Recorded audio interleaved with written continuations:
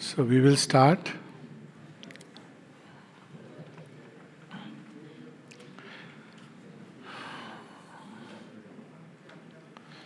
हम लोग अब तक, क्योंकि अब हम लोग लास्ट पार्ट दिव्य जीवन के उसमें प्रवेश करने वाले हैं, तो अब तक श्री अरविंद हमें क्षेत्र का परिचय दे चुके हैं। बुक 1 में मैटर, लाइफ, माइंड, सच्चिदा, एंटायर वो 7 फोल्ड प्लेन्स, उसका और विस्तार परिचय होगा। किंतु वो क्षेत्र जो है उसका परिचय दे चुके हैं, और वो ये बताते हैं कि वही क्षेत्र बना है और कोई दूसरा नहीं बना है। बिकॉज दिस वही जड़ तत्व बना है, वही जीवन बना है, वही मन बना है, द सेम वन रियलिटी। फिर वो नेक्स्ट बुक में, बुक 2 पार्ट 1 में हमको खिलाड़ियों से इंट्रोड्यूस कर रहे हैं कि ये जो मैच होने वाला है इसमें कौन सी 2 टीमें हैं। टीमें 2 हैं, खेलने वाला एक ही है, लेकिन ऐसा तो मजा नहीं आएगा ना 1 to 1। तो टीम 2 कौन सी है? एक और नॉलेज है, एक और इग्नोरेंस है। ये 2 टीमें हैं। तो ये, और बीच में जो अंपायर है दैट इज द डिवाइन माया, वो दोनों को मैनेज कर रही है, वो दोनों को जानती है। हाँ, मैच तो फिक्स्ड है, मैच फिक्स्ड है, लेकिन द ब्यूटी इज इस मैच में कितना भी फिक्स्ड हो, ये ब्यूटी है इस मैच की। आधा समय तो इसी में निकल जाता है कि आप हो किस तरफ। चांद। एक बार मैंने एक बहुत पहले, एक 15 साल पहले की बात है, since we are on schedule तो थोड़ी बात, तो मैंने एक बड़ा स्ट्रेंज ड्रीम देखा। उस ड्रीम में सब लोग, हम सब एक ही थे, मतलब एक ही टीम के हिस्से थे, और बॉल को हाथों से लेके एक गोल पे डालना था। और गोल भी एक ही है, ये नहीं कि 2 गोल हैं। लेकिन उसमें बड़ा अजीब हो रहा था कि बस हम 5-6 लोग तो उधर ले जा रहे थे, बाकी लोग के हाथ में बॉल आ रही थी तो वो पीछे फेंक रहे थे। और मुझे अभी भी याद है, मैं कह रहा हूं अरे भाई गोल उधर है, कर दो, पर वो पीछे फेंक रहे थे। ये 5-6 लोग थे जो ले जा रहे थे गोल की तरफ, बाकी जैसे उनके हाथ में आती पीछे। टीम एक है, गोल एक है। तो इससे मुझे बहुत बड़ा एक रेवलेशन हुआ ये सारी समस्या का। 15 साल पहले की बात है। उसके बाद बहुत सारी चीजें ऐसी हुई तो पता चला कि अच्छा ये एक पूर्वाभास था। तो खेलने वाला भी एक ही है, लेकिन उसने 2 टीम बना रखी है। अब इस टीम में प्लेयर ट्रांसफर होते हैं, ओके, IPL की तरह। आज आप इग्नोरेंस वाली टीम में हो, कल आप नॉलेज की टीम में आ जाओगे, ठीक है। तो it's just a question of आप ईगो वाला कॉस्ट देने के लिए तैयार हो कि नहीं हो। इग्नोरेंस की टीम में खूब पब्लिसिटी है, नॉलेज वाली टीम में आपकी पब्लिसिटी नहीं, आपको पता है कि वो खेलने वाला तो वही है, ये पता चल जाता है। तो वो चतुर खिलाड़ी है। अब वो जो आ रहे हैं पार्ट 3 में, तो वहाँ कह रहे हैं देखो ये नॉलेज इग्नोरेंस ठीक है, अल्टीमेटली ये जो नॉलेज है एक ही रियलिटी है। अब वो ये सत्य की वही खेल रहा है, और ये खेल खेल के कहाँ ले जा रहा है, खेलते खेलते। माता जी की एक पिक्चर है, जब वो टेनिस, कई पिक्चर हैं जब वो टेनिस खेल रही हैं, तो मुझे वो देख के बड़ा आनंद आता है। और आनंद के कई कारण हैं। एक तो है कि माता जी है तो आनंद आएगा, लेकिन एक कारण ये है कि ये जो डिवाइन प्ले का जो परफेक्ट एग्जाम्पल है, माता जी ये नहीं कर रही हैं कि चलो एक बैठी हैं ध्यान मग्न सबके साथ और कुछ दिए जल रहे हैं, कुछ नहीं, वो टेनिस खेल रही हैं। खेल खेल के सबका विकास होता जा रहा है। कहानी भी है उसमें कि माँ बताती हैं कि यू थिंक कि I am only, you are giving a game to an old lady. हालांकि माँ जबरदस्त खेलती थी, सोचिए 70 की एज में उन्होंने प्रारंभ किया था। कहती हैं कि with each stroke of mine मैं तुम्हारी कई समस्याओं को दूर कर रही हूँ, कई कर्मों को हटा रही हूँ। अब उसका लॉजिक क्या होता था, जो लोग देखने आ रहे हैं, क्योंकि इधर माँ ने जो स्ट्रोक किया, अब वो तो एक स्ट्रोक नहीं है खेल का, उसके पीछे कौन कौन सी ऊर्जाएं किस किस चीज को स्ट्राइक कर रही हैं, और उससे जो एनर्जी विकीर्ण हो रही है वो उन सब के अंदर जा रही है और वो काम कर रही है जो वहां पे देख रहे हैं। क्योंकि निरुद्धा ने ही किया था, उन्होंने कहा मैं क्यों जाऊं, मुझे खेलने को तो आजकल मिलता नहीं है। इसे no no no, you must come. तो ये खेल जो है ये क्यों है, कहाँ जा रहा है, अब ये पार्ट 3 का या पार्ट 2, बुक 2 पार्ट 2 का विषय है, the knowledge and the spiritual evolution.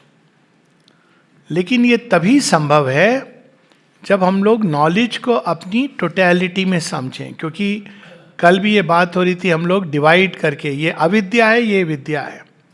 एक स्पिरिचुअल व्यक्ति को केवल वेदांत का ज्ञान होना चाहिए, उसको ये नहीं पता होना चाहिए कि टैप कैसे उसमें प्रॉब्लम होती है, लीकिंग टैप में तो कैसे फिक्स करना है, वो प्लम्बर का विषय है। अब ये जो हमने डिवाइड किया लाइफ को, यहाँ हमारी समस्या शुरू हुई। तो जब गोलकुंड बन रहा था, जिसको माँ ने कहा, मदर श्री अरविंद ने कहा yoga of the mother in the material world, तो कुछ समस्या आई, 2 समस्याओं का तो कई समस्या आई थी। बड़ी इंटरेस्टिंग स्टोरी है गोलकुंड की। स्ट्रीट एक जापान के तो पूरे वो जो आर्किटेक्ट थे वो आके यहाँ पर रहे थे, उनका नाम माँ ने दे दिया था, जॉर्ज नाकाशिमा उसका नाम दे दिया था सुंदरानंद। आश्रमाइट बन के रहते नाम में ही उनके सुंदरानंद। तो एक बार तो ये था कि हर इंटरवेंशन देखिए, वो पानी बादल उमड़ घुमड़ के, अब अगर बादल आ जाते तो उस दिन वो छत को ले डाउन कर रहे थे, बाद में आ जाए तो बड़ा अच्छा है, लेकिन अभी ना आए। तो प्रार्थना भेजी श्री अरविंद के पास, तो श्री अरविंद ने केवल ऐसे उठा के बादलों को देखा, 2-4 मिनट, फिर चले गए अपनी। तो बादल रुके रहे, और जब काम खत्म हुआ, जब पानी डालने की जरूरत थी, तो बादल बड़े जबरदस्त रूप से आए। ये तो एक घटना है, फिर भी ये तो फिर भी समझी जा सकती है। पर उन लोगों को एक जगह कुछ पानी की व्यवस्था के लिए करना था, या कोई इंजीनियरिंग की चीज़ थी। तो वो पवित्रता जो इंजीनियर थे, और मृत्युंजय, ये 3-4 लोग, ये कैसे किया जाए, बड़ी कॉम्प्लेक्स मैथमेटिकल फार्मूला लगा के ये बीम यहाँ हो, कुछ था, आई फॉरगॉटन द डिटेल, लेकिन इनको क्लियर नहीं हो रहा था। तो पवित्रता कहते हैं लेट्स आस्क द मदर। तो उन्होंने कहा माँ को इसके बारे में क्या पता होगा। तो पवित्रता तो जानते थे, कहते still let us ask the mother. तो माँ के पास गए, तो उन्होंने माँ को समस्या बताई, सोचा कि माँ कुछ कह देंगी, ओके तथास्तु। माँ ने कहा ब्रिंग द मैप। तो अब मैप देखा माँ ने, 2 मिनट मौन रही, फिर कहें ट्राई दिस वे हियर। तो उनको स्ट्राइक करता है, यस, ये हमें क्यों नहीं समझ आई ये बात। तो उन्होंने माँ से पूछा, ये डॉक्यूमेंटेड चीज है, कि mother how do you know about this is about engineering. तो माँ कहती, you think I have to study engineering to know about engineering.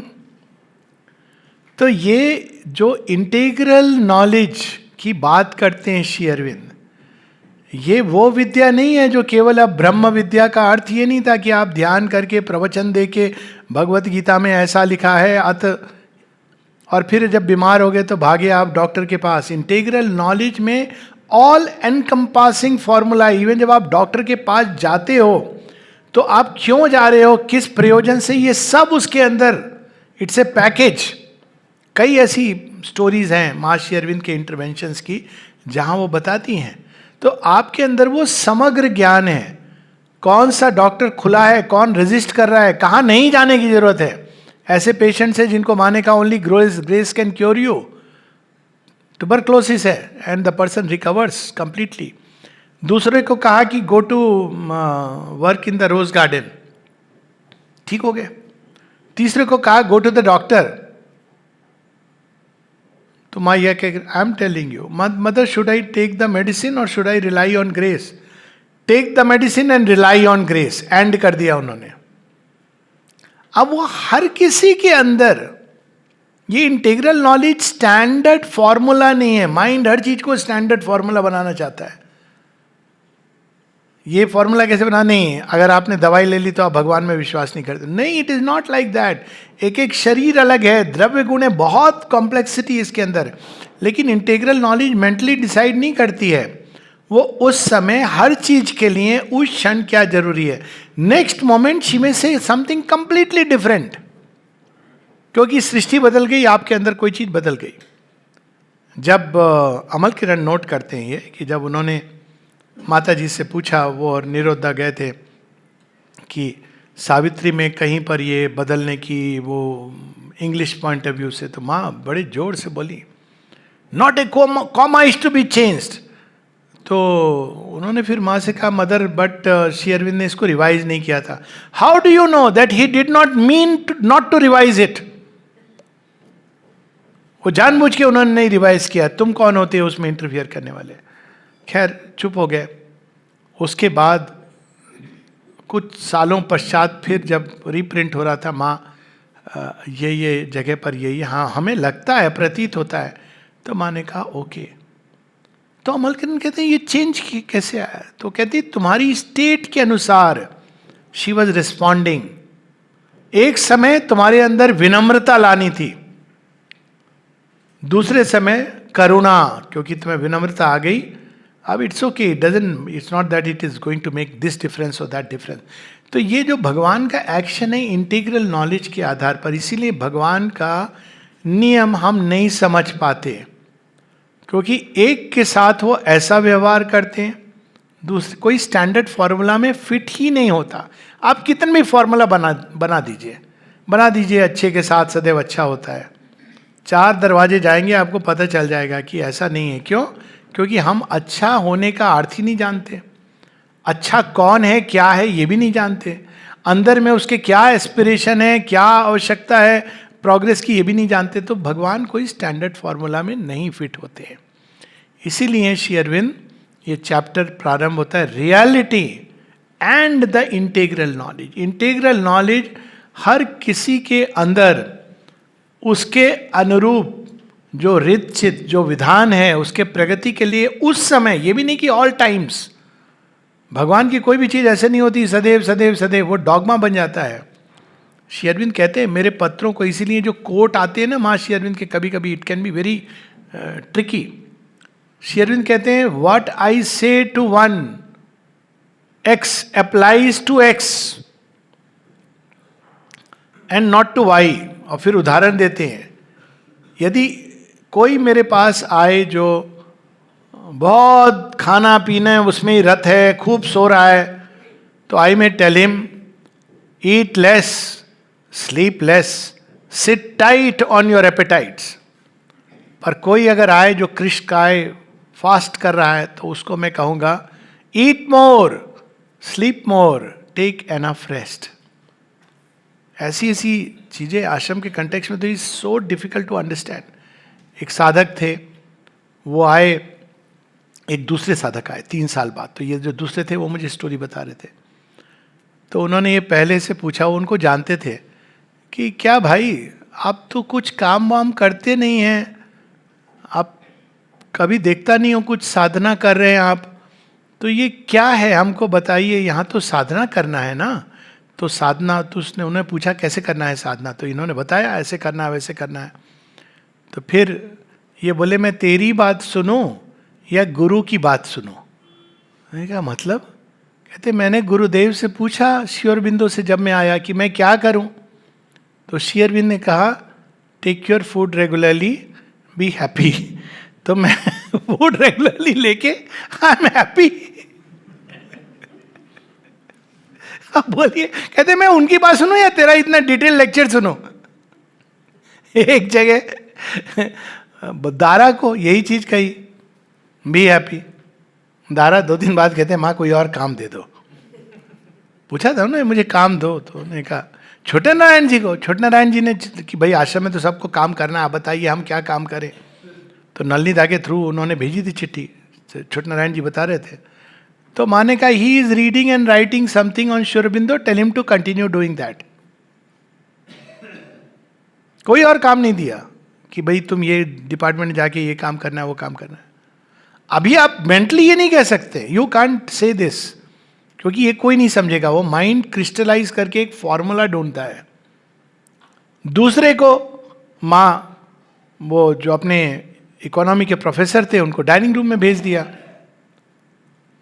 और किसी ने कहा आप इतने प्रकांड विद्वान, आपको डाइनिंग रूम में भेज दिया वेद प्रकाश जी अपने।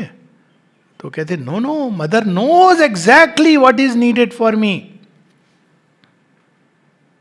अब कोई कहे कि ये किस बेसिस पे भगवान ने डिसाइड किया, तो ये इंटीग्रल नॉलेज। मैं जब आया, मुझे मार्बलिंग डिपार्टमेंट में काम मिला, मार्बलिंग डिपार्टमेंट, तो वो सब वो कहते थे कि अरे डॉक्टर साहब आप मार्बलिंग डिपार्टमेंट में क्यों? मैंने कहा नहीं, मुझे तो बड़ा मज़ा आता है। मैं तो आया था सोच के कि मैं मेडिसिन प्रैक्टिस ही नहीं करूँगा।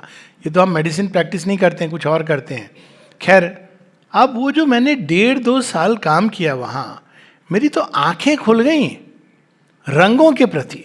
I was so blind, I was colour blind, literally colour blind, psychologically colour blind. I could never appreciate colours. वो आंखें खुल गई, मज़ा आ गया। अरे वाह, इतने कलर है वहाँ, तो कलर से ही प्ले करते हैं आप। तो ये भगवान को फिक्स्ड फॉर्मेट फॉर्मूला में बांधना, ये हम करते हैं। तो reality and the integral knowledge इस सेंस में कि सब जगह जो जो जैसे भगवान कर रहे हैं। इस चैप्टर के हम पेज 680, 680। अब इसी में ये समग्रम माम is about all the aspects integral knowledges की, हर चीज का अपना वही ज्ञान एक ही है, एक ही डिवाइन, लेकिन हर किसी की इवोल्यूशनरी स्टेज के अनुसार रिक्वायरमेंट अलग अलग है। इसीलिए डॉगमास कभी नहीं बनाने चाहिए, डॉगमास हार्मफुल होते हैं। 680, an integral knowledge then must be a knowledge of the truth of all sides of existence, both separately and in relation of each to all, and the relation of all to the truth of the spirit. तो ये integral knowledge, सम्यक ज्ञान, ये क्या है? तो पहली चीज कहते हैं कि ये वैसा ज्ञान है जो एग्जिस्टेंस के, I don't like to translate it as सत्ता, सो मैं नहीं वो वर्ड यूज कर रहा हूँ, उसमें बहुत सारे अलग अलग मीनिंग आ जाए, लेकिन वी हैव टू ट्रांसलेट सच्चिदानंद से।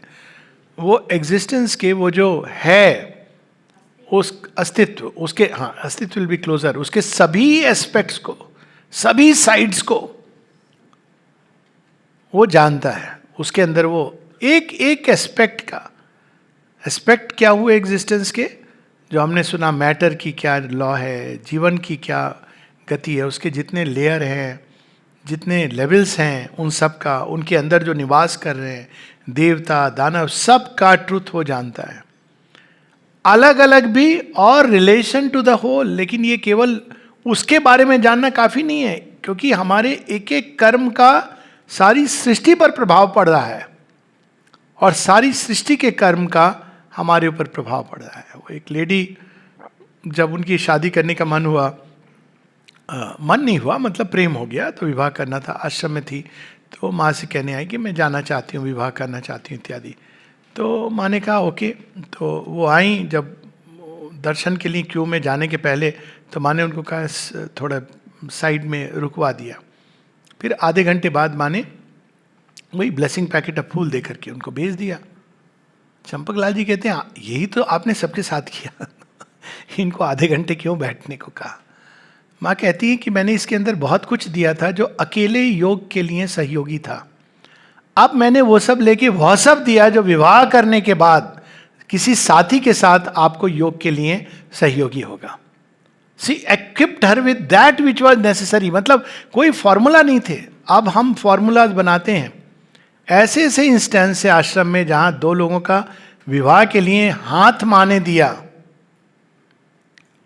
क्योंकि उन्होंने ट्रूथ ऑफ थिंग्स देखा और वो साथ में रहे और आश्रम में रहे। और ऐसे लोग हैं जिनको कहा no, you will not see each other except my presence. अब आप इसको किस फॉर्मूला में डालेंगे? और व्यक्तिगत रूप से मुझे लोगों ने बताया कि तो वो हर साइड, उसका टोटलिटी पर जो प्रभाव पड़ता है, केवल उस व्यक्ति के लिए नहीं, वो जिन जिन कड़ियों से जुड़ा हुआ है उन सब को भगवान एक साथ डील करते हैं. ये वो इसलिए कर सकते हैं क्योंकि वो सबके अंदर है. एक फोर्थ डायमेंशन की बात है, हम लोग नहीं कर सकते. हम लोग मेंटली करते हैं, इससे इसको ये फायदा होगा, ये नुकसान होगा. That's not that knowledge. वो हर किसी के अंदर है, तो वो जानते हैं कि ये करंट कहाँ किससे बंधा है, और इस प्रकार से वो. And the relation of all to the truth of the spirit. और ये सब लोगों का एक दूसरे से जो परस्पर जुड़ाव है उसका, और ये जो मैं कर रहा हूं इसका पूरे सृष्टि के ऊपर क्या संबंध है और उसका क्या परिणाम निकलेगा. नहीं तो हम कैसे समझेंगे कृष्ण जी का एक्शन कि वो अर्जुन को कह रहे हैं कि go carry Subhadra and run away with her. समझ, कोई मॉरलिस्ट समझ सकता है कि क्यों कह रहे हैं? कहा है ना, ये तो डॉक्यूमेंटेड है. अब देखिए, अब अगर पॉलिटिकली केवल देखिए, बाकी तो छोड़ दीजिए. Politically that one action neutralised Balram. अगर उनके अंदर थोड़ा भी ये होता कि नहीं, मैं तो साथ दे दूंगा, भीम मेरा डिसाइपल रहा है. He does not. वो इस तरह से एक एक एक्शन जो उनका होता था, समग्रता. और ये तो था ही, जो हृदय के अंदर प्रेम था वो भी जानते थे, प्रेम की सच्चाई जानते थे. ये भी जानते थे कि वहां से जो बीज आने वाला है वही बीज बाद में उत्तराधिकारी बनेगा, या उस बीज का बीज तैयार होगा इस, क्योंकि वो कृष्ण के वंश से हैं. आप देखिए परीक्षित की कितनी अद्भुत बात है.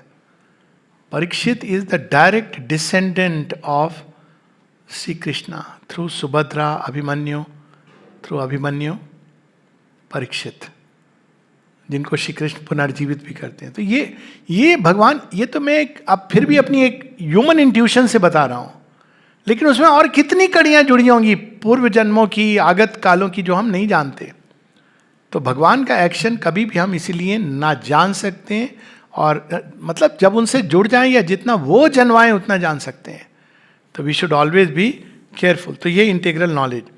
अब उसके नीचे लिख रहे हैं, our present state is an ignorance and a many sided seeking. It seeks for the truth of all things, but हमारी वर्तमान अवस्था ज्ञान की है जिसमें सीकिंग है. ये भी हम ढूंढ रहे हैं, वो भी जानना चाह रहे हैं, और सीख हम करते हैं. लेकिन as is evident from the insistence and the variety of human minds' speculations as to the fundamental truth which explains all others, the reality at the basis of all things, the fundamental truth of things, their basic reality must be found in some at once fundamental and universal real. हम ढूंढना चाहते हैं, लेकिन या तो हम कह देते हैं भगवान परे हैं, या कह देते कॉस्मिक. वो नेक्स्ट चैप्टर में वो डिस्कस करेंगे इसको. लेकिन हमको उस सत्य को ढूंढना है, उस रियलिटी को जो फंडामेंटल रियलिटी भी है और पूरे संसार में भी व्याप्त है, सर्वव्यापी है, universal as well as universal. It is that which once discovered must embrace and explain all. उसको आप एक हो जाओगे तादाद, तब आप सभी चीज़ों को, एक योगी टेक्निकली किसी भी चीज़ के ऊपर कंसेंट्रेट करके उसके बारे में जान सकता है. ये पोटेंशियल है उसके अंदर. ये नहीं कि वो एनसाइक्लोपीडिया बना घूमता फिरेगा. टेक्निकली इट इज़ पॉसिबल कि वो अपनी इंट्यूशन के जरिए हर चीज़ का एक सीक्रेट ट्रूथ जान ले. इसी तरह से पुराने भारत में डिस्कवरीज हुई थी. अगर आप देखें, योग के द्वारा आयुर्वेद, कौन सा कोई रिसर्च स्टडीज होती थी, it was discovered by that means. शस्त्र विद्या आई, उसी माध्यम से आई. तो वो जान सकता है किसी चीज का सीक्रेट ट्रूथ. सीक्रेट पवित्र दाने न्यूक्लियर फिजन का फॉर्मूला ढूंढ लिया था. माँ के पास बताने गए, माँ कहती you know it, I know it, that should be the end of it. क्योंकि वो ढूंढ लिया था उन्होंने कि एक एरो हेड पे न्यूक्लियर फिजन कैसे किया जाए. आप सोचिए कितनी डेंजरस हो सकती हो. ब्रह्मास्त्र, अग्नियास्त्र, पाशुपतास्त्र, ये सब वहीं से प्रारंभ होते हैं, डिवास्टेटिंग फॉर्मूलाज. तो वो योगी के लिए संभव है. और अच्छा, ये सब अगर लगती है कहानियां, रामानुजम की कहानी देखिए, वो तो कॉन्शियस योगी नहीं थे. उनकी कहानी ना फिल्म आई थी, the man who knew infinity. उनके अंदर तो वो डिसेंड करते थे फॉर्मूलाज, और लोग आश्चर्यचकित थे, इसीलिए उनकी यंग एज में डेथ भी हुई है 32 या ऐसे कुछ होगी, बिकॉज वो माइंड नहीं कंटेन कर सका। हालांकि he was not a conscious yogi, पर एक चीज उन्होंने एविडेंट करी कि एक संभावना है कि आप चीजों को एक डायरेक्ट वे में जान सकते हो। पूछते थे लोग उनसे, इवन शकुंतला देवी की फिल्म भी आई थी आश्रम में, कि तुम्हें कैसे पता चलता है? बोलती आई डोंट नो, मैं नंबर्स आ जाते हैं मेरे पास। It was not that her mind was a super computer. Somehow the numbers started coming in a jumble and eventually they would lock on to a particular answer and it was correct. तो संभावनाएं हैं, even higher world's में ये संभावना है. तो योगी के लिए तो फिर, और इसीलिए हम देखते हैं ग्रेटर गॉड्स, उनके अंदर ये हीलिंग की संभावना, ये सब मैनिफेस्ट करेंगी अभी हायर ह्यूमैनिटी में. तो इसीलिए वो कहते हैं ऑल एम्ब्रेसिंग फॉर्मूला कौन सा है? फॉर, अब इन्वर्टेड कॉमास में, that being known all will be known. इसीलिए ये था उनका रीजन, वो इंसिस्ट करते थे. ये नहीं कि संसार को छोड़ के चले जाओ, संसार को बेटर बनाने के लिए. That being known all is known, ये पर्पस था. The fundamental real must necessarily be and contain the truth of all existence, the truth of the individual, the truth of the universe, the truth of all that is beyond the universe. तो वो जो reality का दर्शन करा रहे हैं, वो केवल वो रियलिटी नहीं है कि भाई संसार से परे, संसार में भी है, इंडिविजुअल में भी ऑपरेटिव है, कण कण में है. तो उसके पास हर चीज का ज्ञान अपने आप है, ऑटोमेटिक है, उसको कंसल्ट नहीं करना पड़ता माइंड को. अब ये मतलब नहीं है कि योगी बैठ के प्रेडिक्शंस और प्रोफेसी करने लगेगा. That's not his business. He does not interfere with the chain and the play. पर वो जानता है, वो ये भी जानता है कि इसको इस द्वार से गुजरना है. एक सज्जन गए माँ के पास, कोई विवाह करना चाहते, वो नहीं, वो कहते हैं कि मैं नहीं चाहता, मैं तो संन्यास लेना चाहता था. बट वो जो लेडी थी, ये हमेशा ये टाल देते हैं लोग, हाँ, डोंट बिलीव इट, कि वो लड़की चाहती थी विवाह करना. तो माता जी के पास गई, माँ ने कहा ओके, दोनों को बुलाया, कहा मैरी हर. तो साथ में एक चीज और कह दी कि look after her as to a princess. अब कहाँ वो संन्यास लेना चाह रहे थे कहाँ प्रिंसेस जैसा. अब बड़े पीड़ित हुए जीवन में. उनको माँ ने उनके मैरिज में ब्लेसिंग्स लिख के दिया.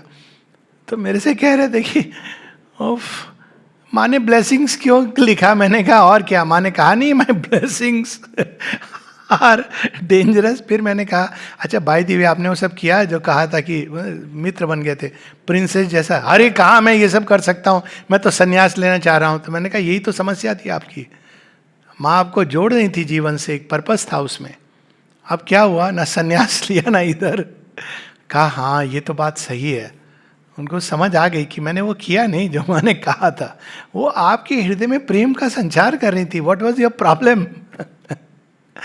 मित्रवत वो बात हो रही थी. तो लेकिन भगवान का कि भाई ब्लेसिंग मतलब अब सब बहुत अच्छा होगा, वो घर का सारा काम काज करेगी, वो कुछ नहीं करती थी.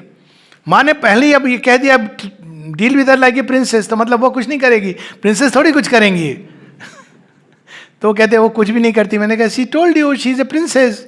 अब प्रिंसेस क्यों करेगी भाई? तो उन्होंने ऐसे देखा ही नहीं था, तो उनको बड़ा मजा भी आया और कि हाँ हाँ ठीक बात है. मैंने कहा she is a princess, princess की आप सेवा करोगे, वो क्यों करेगी? अच्छा. मैंने कहा माँ ऐसा कह सकती, क्यों नहीं कह सकती हैं? आप फॉर्मूला क्यों बना रहे हो कि blessings means she will look after you, सारे देखभाल, और आप तो बस कमाएंगे और काउच पोटैटो. वो तो यही तो चेंज कर रही हैं. तो ये जो फॉर्मूला जिसमें वो integral reality knowledge knows exactly everything. Shri Aurobindo एक जगह कहते हैं fits faultlessly the hour and the circumstance. जो डिवाइन विजडम है ना, fits faultlessly the hour and the circumstance. तो ये सारा इंटीग्रल नॉलेज की बात होती है. फिर सचेत कर देते हैं पेज 682 पर, नेक्स्ट पेज, इसके एंड में. But this is not an intellectual knowledge which can be learned and completed in our present mould of consciousness. It must be an experience, a becoming, a change of consciousness, a change of being. ये नहीं कह रहे हैं असंभव है, वो कह रहे हैं ये संभव है, लेकिन ये इंटेलेक्चुअली नहीं कर सकते तुम। चेतना का रूपांतरण, तब ये चीज संभव हो सकती है। बहुत सारी इसकी कहानियां हैं जो real story which I am not entering into.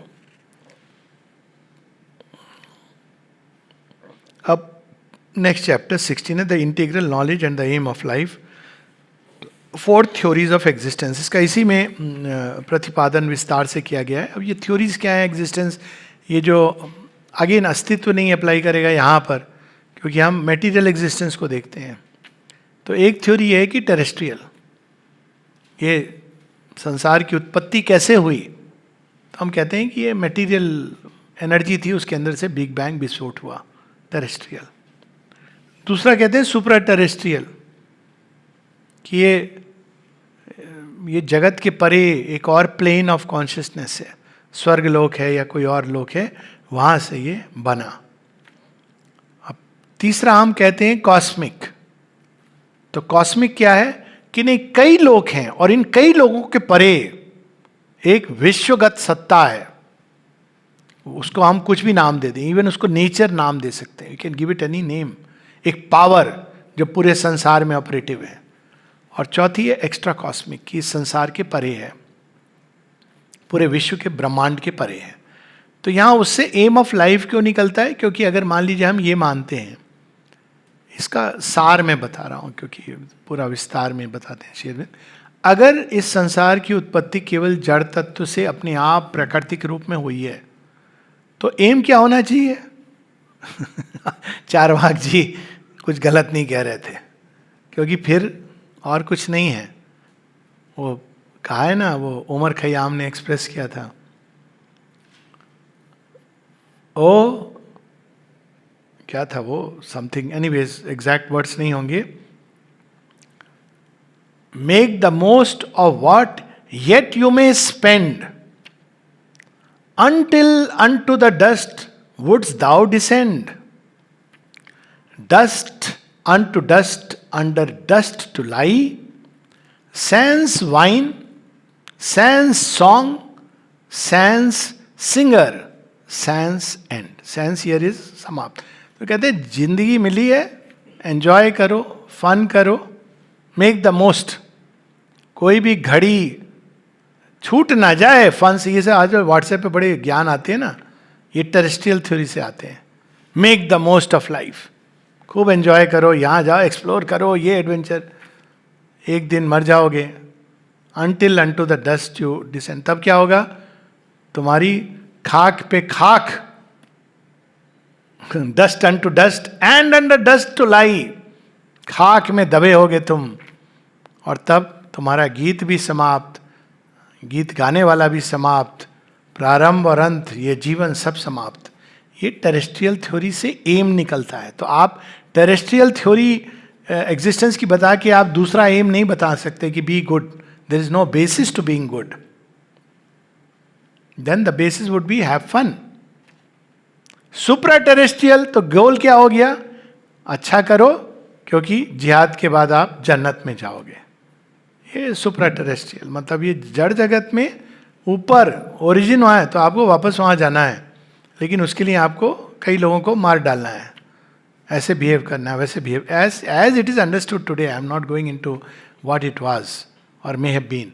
तो ये सुप्रा टेरेस्ट्रियल। अब हमारे यहाँ भी होता है कि हेवन, स्वर्ग चले जाओगे। अब कहते भी हैं, ऐसी कहावतें हैं कि भाई बिना मरे स्वर्ग स्वर्ग नहीं जाते। वो बड़ी प्रोफाउंड मीनिंग है, लेकिन उसका मीनिंग क्या होता है, मरने के बाद स्वर्ग मिलेगा। तो ये आप कुछ भी क्लेम कर लो, आपकी थ्योरी तो वही है, सुप्रा टेरेस्ट्रियल। फिर एक होती है कॉस्मिक, नहीं ये सारी सृष्टि, और उसमें सृष्टिकर्ता वही हैं, उसमें बीइंग बिकमिंग का सेंस नहीं, बिकमिंग इज द बीइंग। ये सारी जो प्रकृति है, उसके जो विभिन्न शक्तियां हैं, देवी देवता हैं, वो सब आपके लिए एक तरह से पूजनीय, क्योंकि एक टोटलिटी है जिसमें हमको जीना है। और उसके परे जो सुप्रा कॉस्मिक, कि there is a supreme being, transcendent, एकमेव द्वितीयम, तो ये चारों में कुछ कुछ मिसिंग है, और यहां श्री अरविंद कहते हैं लेकिन इंटीग्रल विजन में ये चारों, सुप्रा कॉस्मिक है रियलिटी, वहां से सब आया, लेकिन उन्हीं से ये संसार भी निकला है, उन्हीं से व्यक्ति भी निकला है, उन्हीं से ये सारी कण कण, और ना केवल निकला है, उनमें वो विद्वान है। तो ये बेसिकली जो श्री अरविंद बता रहे हैं कि, और ये चार थ्योरीज हैं, लेकिन अल्टीमेटली सो ये page, just will read a couple of sentences. Page 693 पर है, 693 सेकेंड पैराग्राफ प्रारंभ हो रहा है, और इसकी बात ऑलरेडी हो चुकी है। देयर आर रफली from this point of view 4 main theories or categories of theory with their corresponding mental attitudes and ideals in accordance with 4 different conceptions of truth existence. These we may call the supracosmic, the cosmic and terrestrial, the supraterrestrial or otherworldly, and the integral or synthetic or composite, जो श्री अरविंद जिसका प्रतिपादन करते हैं। The theories that try to reconcile the 3 factors or any 2 of them which the other views tend to isolate. तो बाकी theories एक आंगी हैं, बाकी सबको रिकंसाइल नहीं करती, या तो वो नेगेट कर देती हैं, इग्नोर कर देती हैं। जो कल बात हो रही थी, अब जैसे फॉर इंस्टेंस इस्लाम और क्रिश्चियनिटी की स्ट्रेंथ कहाँ से आई? स्ट्रेंथ वहाँ से आई कि वो सुप्रा कॉस्मिक का कंसेप्ट नहीं है। आप यहाँ हैं और एक वर्ल्ड है, दूसरा वर्ल्ड है, हेवन कह दीजिए, पैराडाइज कह दीजिए। तो अब उसमें क्या है ना, आप धरती से जुड़े हो, it's like a eagle flying, लेकिन नॉट फ्लाइंग सो हाई कि आप ग्रेविटेशन एस्केप करके चले गए नो वो जोन में। तो इस कारण वो जो फ्लाइट होती है काफ़ी नीची है, लेकिन वो धरती से जुड़ी रहती है। तो उसका ये कि भाई धरती को आपको जीतना है, किसके लिए? By whatever means. तो ये एक थ्योरी है जो एक्स्ट्रा टेरेस्ट्रियल है।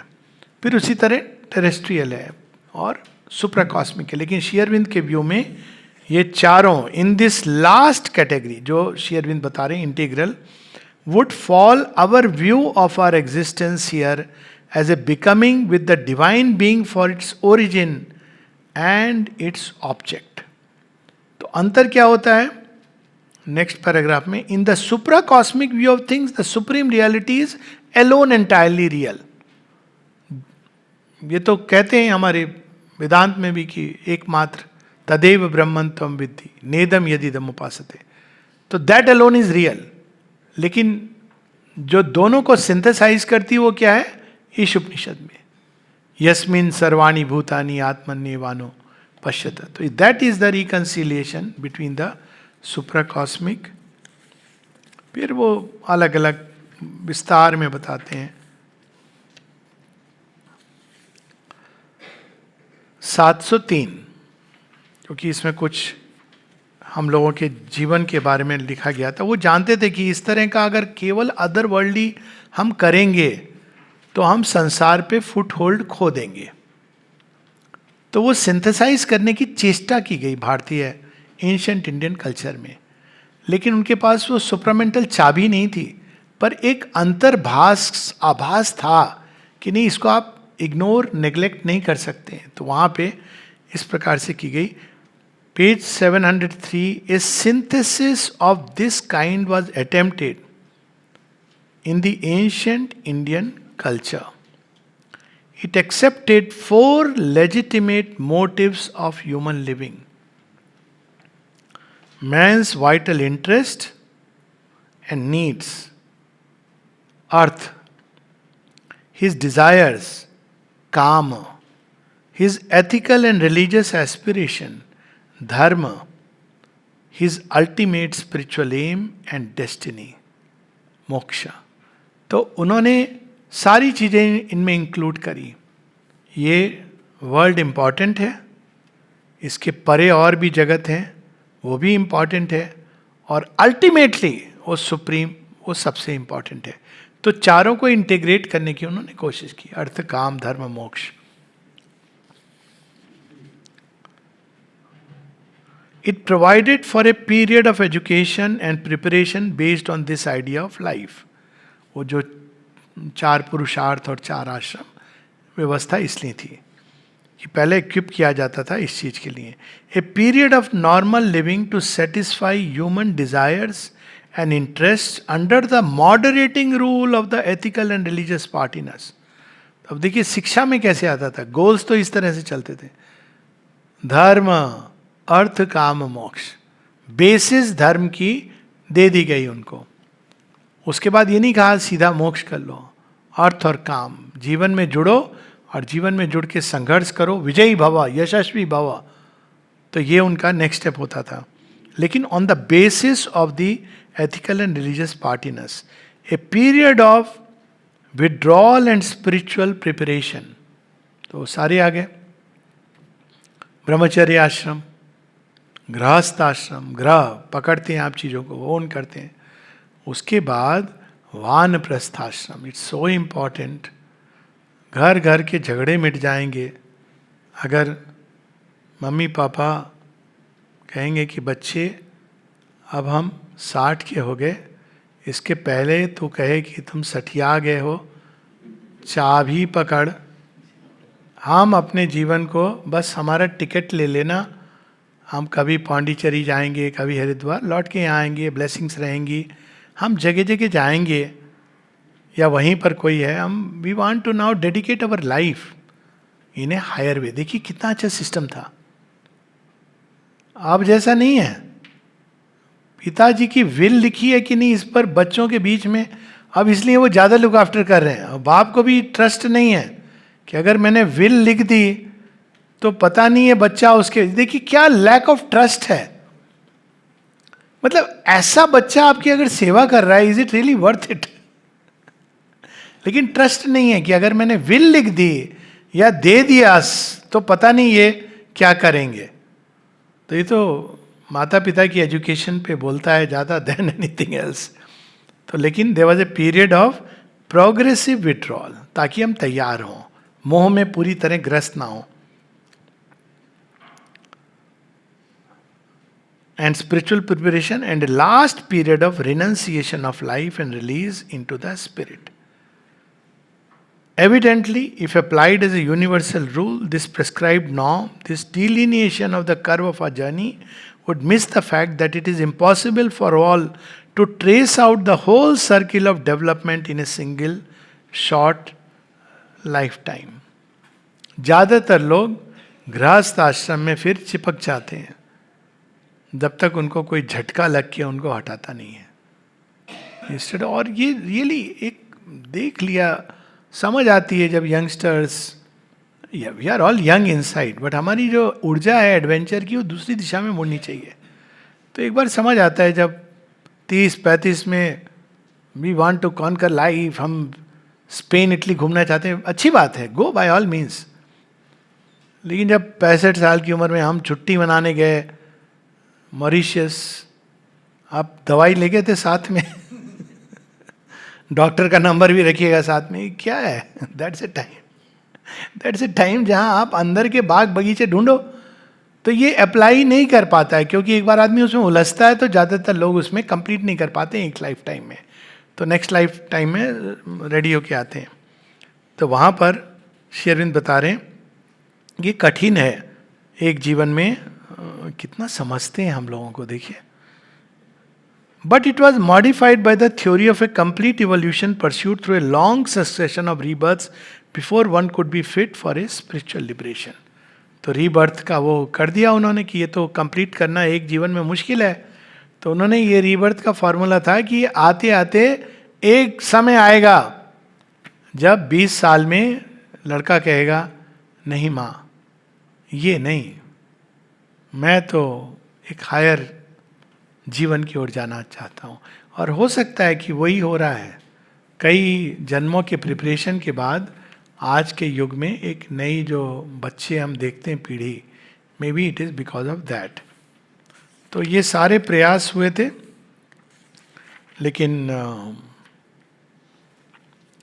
ये सब अपनी अपनी जगह। अब श्री अरविंद उसका एक केवल एक हमें बता रहे हैं कि अल्टीमेटली वो पॉइंट आउट किस तरफ कर रहे हैं अगेन, कि जो सत्य है उसको बांटो मत, जिसने स्वयं को नहीं बांटा तुम क्यों बांट रहे हो। अब ये केवल रिलीजन नहीं बांट रहा है, इवन एक पर्टिकुलर रिलीजन में विचारधाराएं बांट रही हैं। भगवान केवल वहां नहीं, वहां है, यहां भी है, इस सब में है, घट घट में है, इसको प्लीज डोंट डिवाइड। तो ये बार बार वो हमको स्मरण करा रहे हैं अलग अलग ढंग से। हर चीज अपनी जगह पर वैलिड है, इनवैलिडेट मत करो, उसका अपना स्थान है, उसको वहां पे रहने दो। होता है कई बार, एक बार एक महेश्वर जी की टॉक हो रही थी, तो किसी वो कुछ थोड़े कि नहीं आज रहने देते हैं, तो लोगों ने कहा, सब एल्डरली ग्रुप था, आई don't like the word senior citizen, पता नहीं किस नाम से बोलो।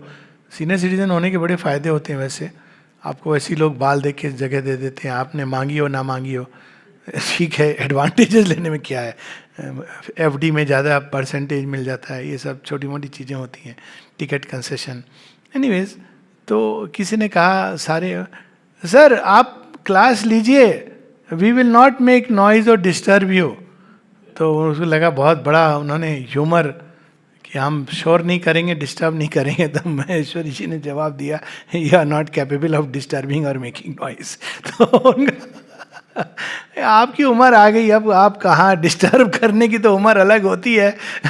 आए तो देखा जाए, तो ये जो एक होती है, एक एज में कई चीज़ें उचित भी होती हैं और अच्छी लगती हैं, और वही चीज़ अब एक पर्टिकुलर उसके बाद होती हैं तो वो एनाक्रॉनिस्टिक सी लगती हैं। लेकिन वो कह रहे हैं कि हाँ होता है, एक जीवन में ये सारी चीज़ें नहीं छलांग लगाते हैं। तो रीबर्थ के साइकिल से आता है व्यक्ति वहाँ पे कि जल्दी से अपना ये फर्स्ट 2 स्टेजेस कंप्लीट करके वो 3rd 4th में प्रवेश कर जाए, ये प्रावधान था।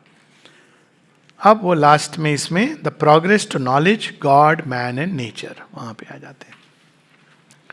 तो प्रारंभ कहाँ से होती है, पहले एग्जिस्टेंस कॉन्शियसनेस ब्लिस निश्चेतना में चला गया। अब जैसी सत्ता चेतना निकलना शुरू होती, सबसे पहले तो सत्ता निकलती है, कैसे निकलती है, मैटर, फिर चेतना उसके अंदर इन्वॉल्व है, वो निकलनी शुरू होती है। तो कॉन्शियसनेस जब निकलती है तो पहले किस चीज़ के प्रति कॉन्शियस होता है, अपनी छोटी सी एक्टिविटी के प्रति, प्लांट लाइफ, फिर एनिमल, थोड़ा अपने संतति के प्रति भी कॉन्शियस होने लगते हैं, एनवायरनमेंट के प्रति, फिर उसके बाद मनुष्य आता है। वहाँ पे क्या होता है, ये 3 चीज़ें हैं जो हमेशा जानने की चाह रहती है। मैन जानना चाहता है मैं कौन हूँ, पहली उसकी प्रॉब्लम है। दूसरा ये क्या है जो चारों तरफ है मेरे, जिसको हम नेचर, वर्ल्ड जो भी कहते हैं। तीसरा कहीं ना कहीं वेगली, ये ओरिजिन क्या है इसका। तो ये जैसे जैसे विकास होता है इन तीनों की अंडरस्टैंडिंग हमारी चेंज होती है। इसीलिए श्री अरविंद कहते हैं the progress of knowledge, God man and nature. प्रारंभ होता है तो मैन क्या है, बबिल है, बबूला है, शरीर है, थोड़े प्राणिक इंटरेस्ट हैं। जब ऐसा वो भाव से जीता है कि मनुष्य केवल एक फिजिकल एंटिटी है with some desires for enjoyment, तो भगवान कौन होता है, जो उसकी डिजायर्स को सेटिस्फाई करता है। और प्रकृति क्या होती है, उसकी डिजायर्स को सेटिस्फाई करने का माध्यम। तो हो गया ना, ये कंसेप्शन वहां से आया। फिर जब वो और आगे बढ़ता है, मेंटलाइज्ड होता है, तो वो स्वयं को समझने की चेष्टा करता है और अनेक अनेक थ्योरीज बनाता है, और उसी के अनुरूप वो डिवाइन को भी अपने कंसेप्शन के अनुसार एक कंसेप्शन डाल देता है। मान लो उसने एक थ्योरी बनाई अपनी कि मनुष्य क्या है, मनुष्यता क्या है, तो कहता है दया, प्रेम, इसी को तो मनुष्यता कहते हैं। उसने अपने बारे में ये समझ बनाई। तो भगवान कौन होंगे, जो दयावान होंगे। दयावान भी कैसे, अपने जैसे दयावान। कृष्ण जी जैसे दयावान उसको नहीं समझ आते हैं, क्योंकि वो इज टू वास्ट। अपने जैसे दयावान। और प्रेम का मतलब क्या समझता है वो, ह्यूमन लव। और प्रकृति को भी साथ भी वो वैसे ही डील करता है, नॉट रियलाइजिंग कि इन सब में वो धोखा खाता है। ये होता है, एक आया बच्चा, कुत्ते ने काट लिया था, I was going to say God lover, dog lover is the same anyways, मतलब God is in every one son. Anyways वो बोला, तो बच्ची थी, कहती है अंकिल मैं तो बहुत प्यार से डॉगी से खेल रही थी। तो मैंने कहा वो ठीक है बच्ची, लेकिन डॉगी तो तुम्हारे प्यार को नहीं समझ रहा था। फिर मैंने उसको बताया कि एक स्ट्रीट डॉग से कैसे करते हो, ऐसे नहीं कि आपके मन में प्यार है, आप चले गए और आपका प्यार है तो डॉग वो तो घबरा जाएगा, वो आप हाथ दोगे तो ये तो खाने की वस्तु या वो थ्रेटन फील करता है। आपको पहले उससे दोस्ती करनी है, दोस्ती करोगे कुछ समय, उसके बाद इधर उधर थोड़ा टच देखो, then you can do that act, otherwise it'll be a problem. तो लेकिन हम ऐसा समझने लगते हैं कि वो प्रकृति में जो कुछ है वैसे ही है, सब लोग प्रेम करते हैं, सब दयावान हैं, हमारे जैसे हम जैसे हैं सब वैसे ही हैं। तो इस तरह से धीरे धीरे हमारा विकास होता है, और जैसे जैसे विकास होता है हमारे अंडरस्टैंडिंग हमारे प्रति भी, भगवान के प्रति भी, और प्रकृति और संसार के प्रति भी बदलती चली जाती है। तो वो पूरा इसमें विस्तृत वर्णन है। एक पेज 712 पर, क्योंकि ये लाइन बड़ी अच्छी है, तो will read this.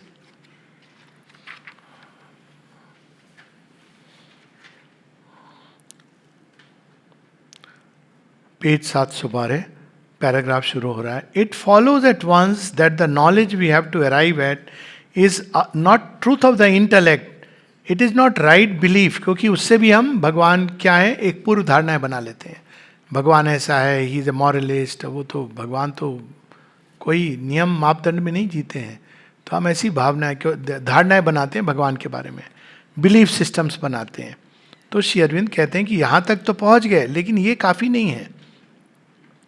To arrive at some mental conception about God and ourselves and the world is an object good for the intellect, but not large enough for the spirit.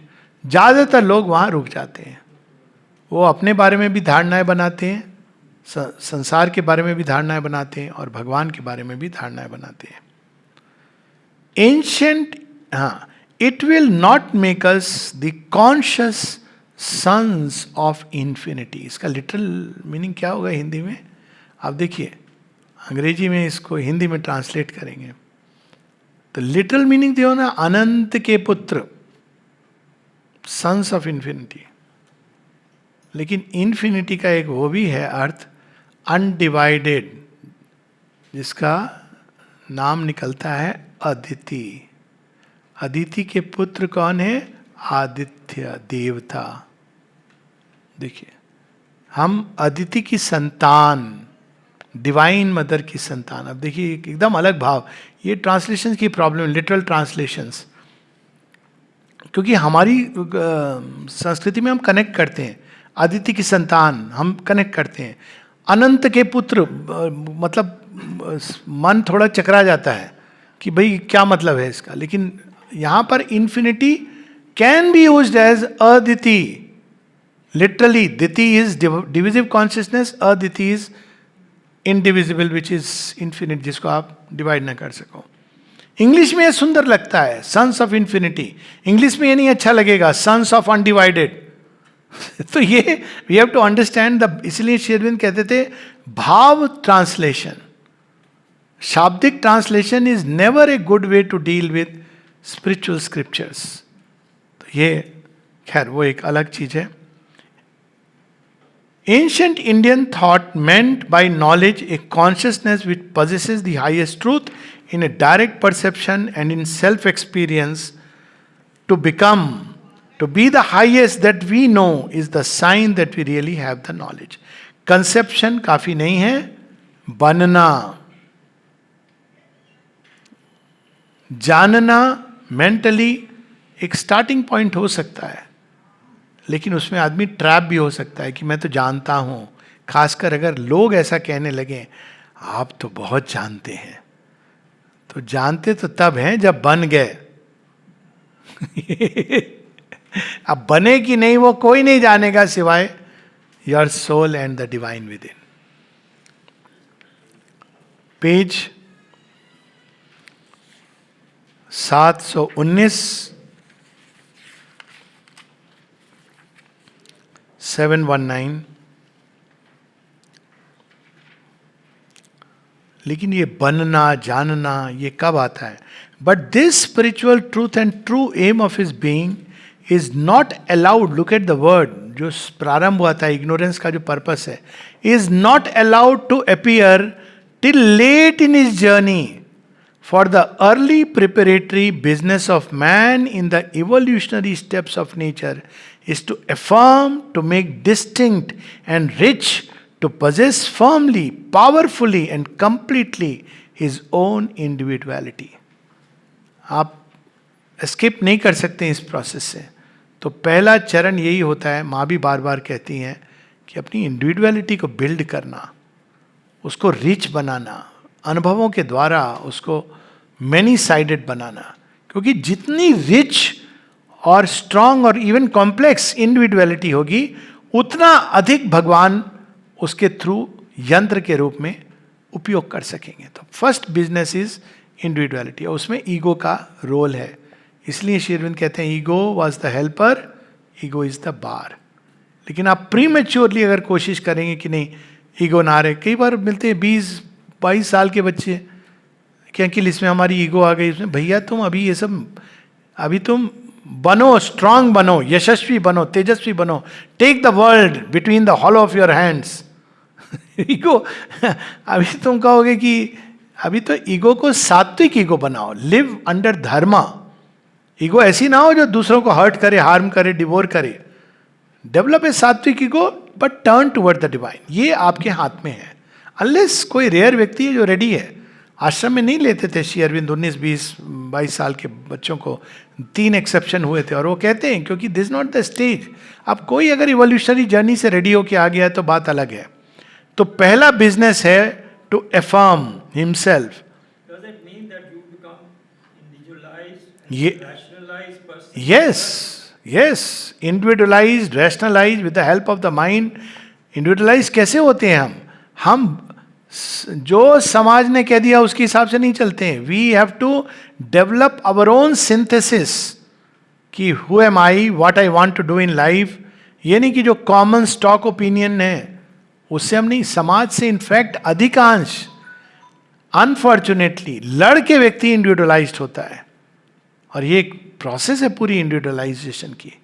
नहीं तो वो तो फिर वो बस जिस धुरी में चल रहा है चलता जाता है. अब ये नहीं कि ज़बरदस्ती लड़ना है या डंडा लेके लड़ना है, लेकिन आपको अपना चुनाव करना सीखना है. It comes through conscious choices. जब तक समाज हमारे लिए चुन रहा है तो हम कैसे इंडिविजुअलाइज्ड होंगे?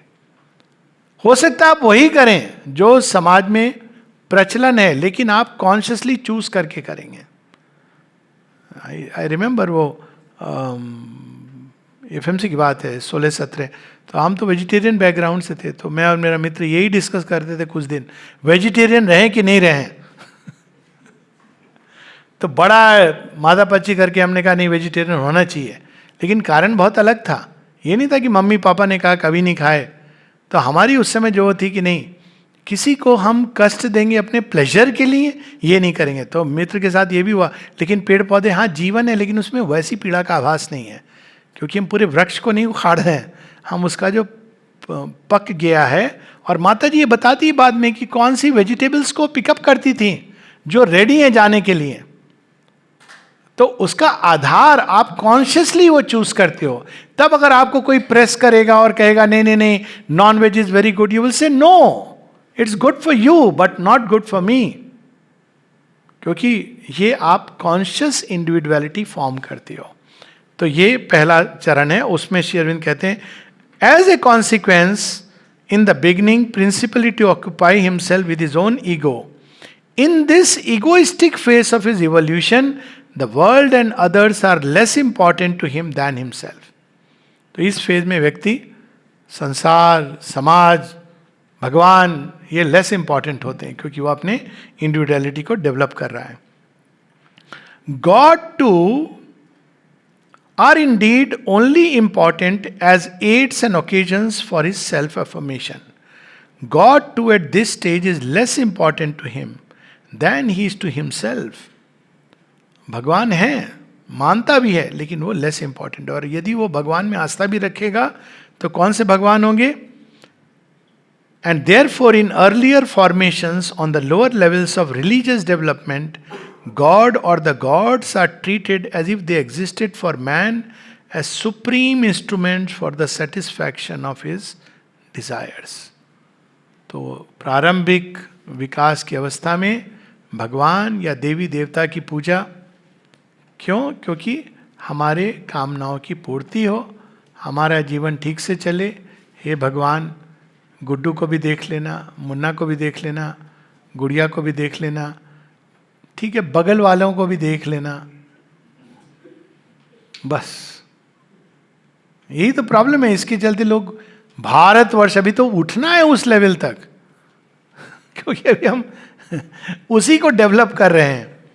तो ये प्रारंभिक अवस्था है, तो धीरे धीरे develop.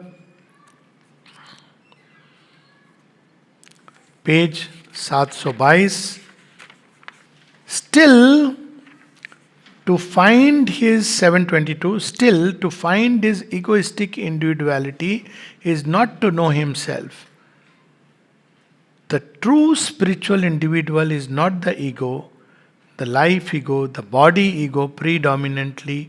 This first movement is a work of will, of power, of egoistic self-effectuation and only secondarily of knowledge. तो शुरू में जब इंडिविजुअलिटी को हम अफर्म करते हैं तो विल, पावर, रिवोल्ट, नॉलेज नहीं होती उसमें, नॉलेज बाद में आती है. Therefore, a time must come when man has to look below the obscure surface of his egoistic being. एक समय आता है जब उसको इस अहंकार से जुड़ा स्व जो है उससे अलग हट के देखना होता है. And attempt to know himself, he must set out to find the real man. Page 724. देखिए कि एक स्टेप बता रहे हैं Sri Aurobindo, because it's progress to knowledge. 724.